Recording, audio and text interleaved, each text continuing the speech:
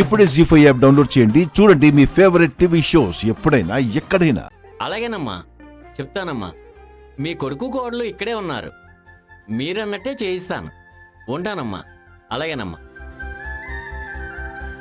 బాబు రుద్ర, మీరిద్దరూ పూజ చేసే ముందు ప్రదక్షిణలు చేయాలి.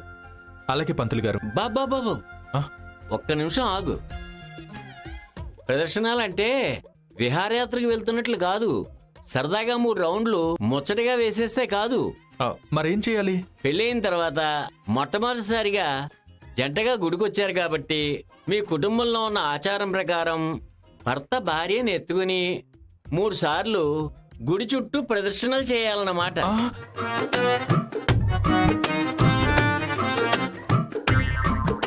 ఏంటి? భర్త భార్యని ఎత్తుకుని 3 సార్లు ప్రదక్షిణలు చేయాలా? ఇదెక్కడ ఆచారం? మీ కుటుంబంలో ఆచారమే బాబు.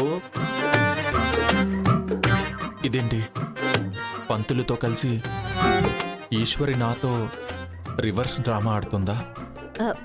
ఏంటి రుద్ర గారు అనుమానంగా ఆలోచిస్తున్నారు? అనుమానం అవసరం లేదు బాబు. ఇప్పుడే మీ అమ్మగారు ఫోన్ చేసి గుర్తు చేశారు. ఏంటి రుద్ర గారు, ఆచారాలని అంత చక్కగా ఫాలో అయ్యే మీరు ఇంతసేపు ఆలోచిస్తున్నారేంటి? అంటే ఇలాంటి ఆచారం నేను ఎప్పుడు మా కుటుంబంలో వినలేదే. అత్తయ్య గారే పంతులు గారికి ఫోన్ చేసి మరీ చెప్పారంట కదా. తరతరాలుగా వచ్చిన ఆచారాలని అలా తూలనాడతారేంటి? ఎంత తప్పు! స్వామివారికి ఎంత కోపం వస్తుందో. అవును బాబు, ఉన్న ఆచారాన్ని లేదని చెప్పి మీ ఆచారాన్ని అవమానిస్తున్నారు. ఆ స్వామివారికి ఆగ్రహం కలిగిస్తున్నారు.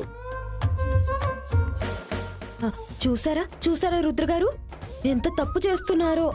ఆచారాన్ని అవమానించినందుకు తప్పైపోయింది స్వామి అని లెంపలేసుకొని నన్నెత్తుకుని ప్రదక్షిణలు చేయండి. ఇదేంటి, ఈశ్వర్కి జలక్కిద్దామని నేననుకుంటే తిరిగి నాకు జలక్ తగులుతోంది.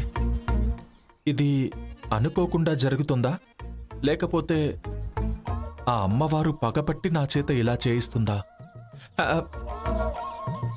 ఏంటి రుద్ర గారు ఇంకా ఆలోచిస్తున్నారు? ముందు లెంపలేసుకోండి.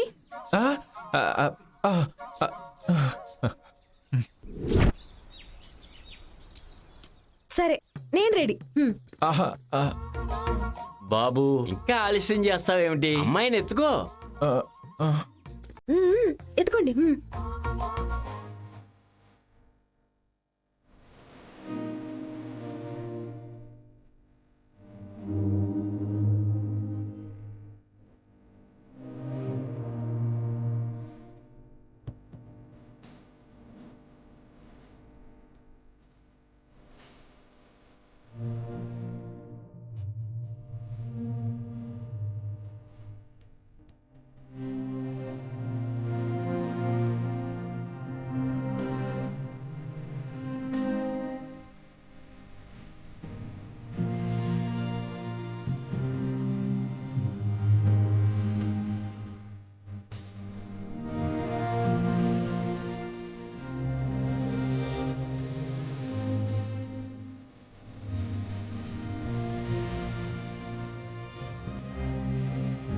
జీ5 యాప్ డౌన్లోడ్ చేసి అన్ని ఎపిసోడ్స్ పూర్తి ఉచితంగా చూడండి.